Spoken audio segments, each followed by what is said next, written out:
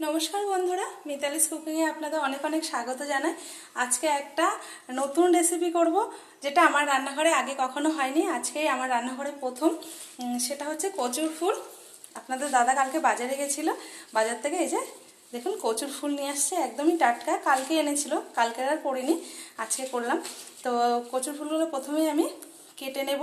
এগুলো কিন্তু আমরা কচুর ফুল বলি, কচু গাছের ভিতরে, একদম গাছের ভিতর থেকে ওঠে। আপনারা কি বলেন সেটা কিন্তু অবশ্যই কমেন্ট বক্সে জানাতে ভুলবেন না। এক একজনে এক এক নামে ডাকে, তো সেই জন্য জিনিস একই হতে পারে, নাম কিন্তু ভিন্ন হতে পারে। তো আমি কেটে নেব এগুলোকে। এগুলো কিন্তু সব দিকটা খায় না, এই যে এদিক এই পিছনের সাইডটা কিন্তু ফেলে দিতে হয়। আর এই একদম খুব আস্তে করে এইভাবে আলতোভাবে ঘুরিয়ে ঘুরিয়ে কেটে নিতে হয়। ভিতরে একটা অংশটাকে ফেলে দিতে হয়, ভিতরের জিনিসটাকে আমরা বিষ বলি, ওটা গলায় লাগতে পারে। ওই জন্য এটাকে আস্তে আস্তে এইভাবে ঘুরিয়ে কেটে নিতে হয়, গোল করে এইভাবে নিতে হয়। আর এইভাবে আস্তে করে টান দিলে এই ভিতরের এই জিনিসটা বেরিয়ে আসে।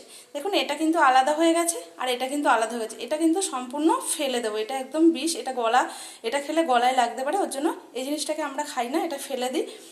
এই যে ভিতর থেকে সুন্দর করে বেরিয়ে এসছে। আবার একটা কাটবো। এই যে এই পিছনের এই অংশ, ঠিক এই যে ফাঁকাটা আছে, মানে এই যে গ্যাপটা, এদিকটা উঁচু, এদিকটা কিন্তু সামান্য একটু নিচু। এখান থেকে ঠিক আস্তে করে আলতো করে আমি এইভাবে ঘুরিয়ে নেব। ঘুরিয়ে নিলে উপর থেকে কেটে যাবে, আর এটা টান দিলে, আলতোভাবে টান দিলে কিন্তু ভিতরের ওই অংশটা বেরিয়ে আসে। এবার আস্তে করে টান দিলে কিন্তু এই ভিতরের অংশটা বেরিয়ে আসবে। এই যে দেখুন আবারও একটা কেটে নিয়েছি, এটা কিন্তু একদম আলাদা হয়ে গেছে, আর এই অংশটাও কিন্তু আলাদা হয়ে গেছে। এইভাবে সবগুলোকে কেটে নেব। এগুলো কিন্তু আলাদা কেটে নিয়েছি, দেখুন এগুলো কতগুলো হয়েছে। কাটার পর এগুলো কিন্তু এতগুলো হয়েছে, এগুলোকে ফেলে দিলাম। এবার এইগুলোকে গোল গোল ছোট্ট ছোট্ট টুকরো করে কেটে নেব। যতটা ছোট্ট ঝিরিভাবে কাটা যায় ততটাই ছোট্ট ঝিরিভাবে কেটে নেব।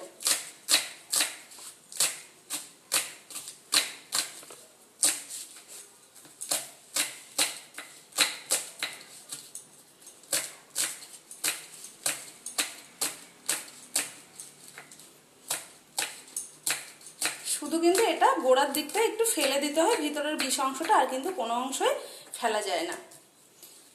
এইভাবে সবগুলোকে এবার কেটে নেব। দেখুন সবগুলো কিন্তু কাটা হয়ে গেছে, আর খুব ছোট্ট ছোট্ট করে কেটে নিয়েছি গোল গোল করে। এবার আজকের এই কচুর ফুলটা কিন্তু আমি চিংড়ি মাছ দিয়ে করব, তার জন্য কিন্তু চিংড়ি মাছটা আগেই ধুয়ে রেখেছি। দেখুন চিংড়ি মাছটা আগেই কেটে বেছে আমি ধুয়ে রেখেছি। এবার রান্নায় ফিরে যাব। গ্যাসটা অন করে দেব, কড়াইটা বসিয়ে দেব। এবার কড়াইয়ের মধ্যে একটু জল দিয়ে দেবো, একটু সিদ্ধ করে নেব।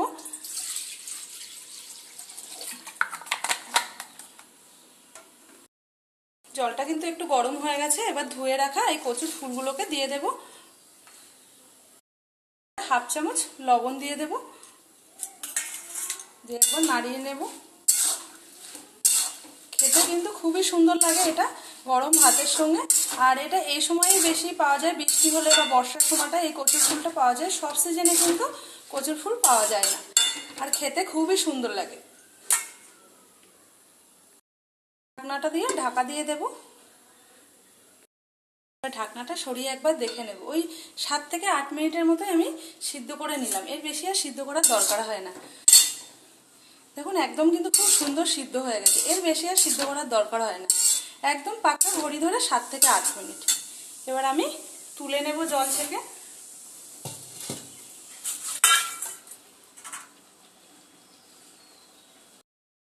জল থেকে তুলে নিয়েছি, একদম জল থেকে। আবারও কড়াইটা ধুয়ে কড়াইটা বসিয়ে দিয়েছি চিংড়ি মাছটা ভেজে নেওয়ার জন্য।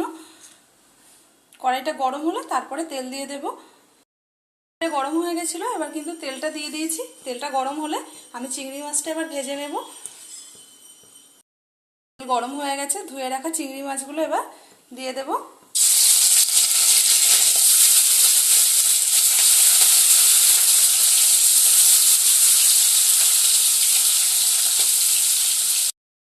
সামান্য পরিমাণ লবণ, সামান্য পরিমাণ হলুদ দিয়ে মাছটাকে ভেজে নেব। এই রান্নাটা করতে কিন্তু বেশি একটা সময় লাগে না, খুব অল্প সময়ে হয়ে যায়, আর খেতে কিন্তু দুর্দান্ত টেস্ট হয়, খুব অল্প সময়ের মধ্যেই হয়ে যায়। আর তার মধ্যে যদি চিংড়ি মাছ পড়েছে তাহলে হয়তো কোনো কথাই হয় না, দারুণ একটা স্বাদ আসে।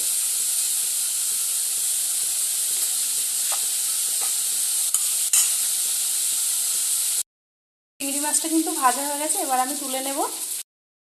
মাছ কিন্তু খুব ভালো করে ভেজে নিয়েছি, মানে এর থেকে বেশি আর কড়া করে ভাজা লাগবে না, মাছটা খুব লাল লাল করে সুন্দর করেই ভেজে নিয়েছি। মাছ ভাজার তেলের মধ্যে আরও একটু তেল দিয়ে দিয়েছি। এবার তেলের মধ্যে দিয়ে দেব এই যে কুচিয়ে রাখা পেঁয়াজগুলোকে। দুটো মিডিয়াম সাইজের পেঁয়াজ নিয়েছিলাম, একদম কুচি কুচি করে কেটে নিয়েছি। পেঁয়াজগুলোকে ভেজে নেব তেলের মধ্যে, লাল করে পেঁয়াজগুলোকে ভেজে নেব।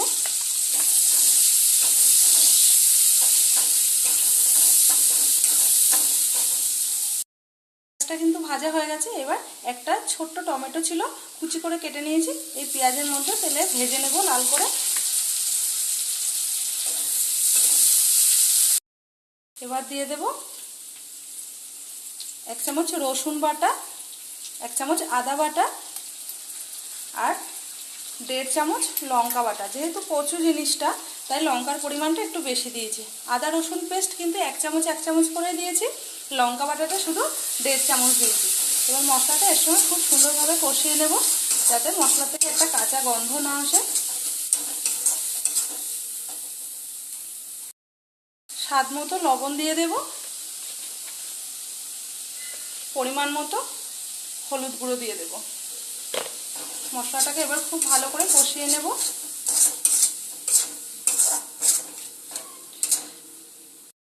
মশলা দিয়ে তেল ছেড়ে দিয়েছে, এখন বুঝে নিতে হবে মশলাটা আমার খুব ভালো করে কষানো হয়ে গেছে।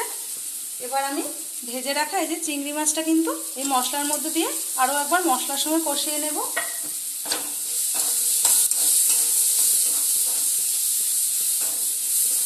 1 থেকে 1.5 মিনিট মতো মাছ আর মশলাটা কষিয়ে নেব।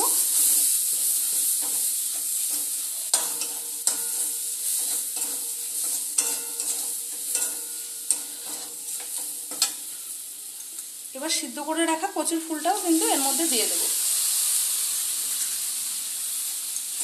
এবার দিয়ে খুব ভালো করে নাড়াচাড়া করে নেব। গ্যাসের আঁচটাকে কিন্তু একদম হাইতে দিতে হবে, দিয়ে খুব ভালো করে কচুর ফুলটাও কিন্তু আবারও এই মশলার সঙ্গে খুব সুন্দরভাবে কষিয়ে নিতে হবে। দেখতে অনেকটা হবে ঠিক যেমন আমরা কচুর শাকটা রান্না করি, কচু শাক রান্না করি, ঠিক দেখতে তেমনই হবে,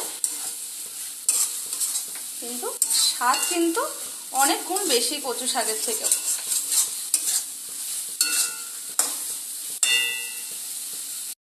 দেখুন কষাতে কষাতে কিন্তু একটা আঠালো ভাব চলে আসে, তখনই কিন্তু বুঝে নিতে হবে যে রান্নাটা হয়ে গেছে। দেখুন আমার কিন্তু একদম মানে এর মধ্যে জল নেই, কষাতে কষাতে কিন্তু দেখুন একটা আঠালো ভাব কড়াইয়ের গা দিয়ে কিন্তু আপনি ছেড়ে যাচ্ছে। এখন আমার বুঝে নিতে হবে রান্নাটা কিন্তু আমার হয়ে গেছে। আর একটু এর মধ্যে জল নেই, একদম শুকনো আছে কিন্তু একদম। এবার আমি নামিয়ে নেবো, গ্যাসটাকে একদম বন্ধ করে দেবো, দিয়ে আমি এবার নামিয়ে নেব। নামানোর আগে একটা কাজ আছে, এখানে আমি একটা গন্ধরাজ লেবু নিয়েছি, এই গন্ধরাজ লেবুটা কেটে আমি একটা লেবুর রস পুরোটাই দিয়ে দেবো। লেবুটাকে আমি কেটে নেব।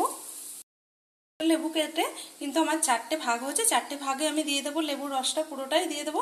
এখানে আমি গন্ধরাজ লেবুর রস দিয়েছি, আপনারা পাতিলেবুর রস যে কোনো লেবুর রস এখানে দেওয়া যেতে পারে, এতে আরও ফ্লেভারটা সুন্দর আসে আর খেতেও কিন্তু দুর্দান্ত হয়। এই কচুর ফুল দিয়েই আপনি একদম গরম গরম 1 থালা ভাত খেয়ে নিতে পারবেন, আর অন্য কোনো রেসিপিই লাগবে না। কিন্তু প্লেটে তুলে নেবার পালা। রান্না আমার একদম কমপ্লিট, এবার শুধু প্লেটের মধ্যে তুলে নেব। দেখুন বন্ধুরা রান্নাটা কিন্তু আমার একদম রেডি হয়ে গেছে। তো আজকের ভিডিওটা যদি আমার ভালো লেগে থাকে আপনাদের, তো আমার ইউটিউব চ্যানেলটিকে সাবস্ক্রাইব করবেন, ফেসবুক থেকে দেখলে একটা লাইক কমেন্ট শেয়ার করবেন, করে পাশে থাকবেন। আজকে এই পর্যন্তই, আবার খুব শীঘ্রই দেখা হবে আপনাদের সঙ্গে।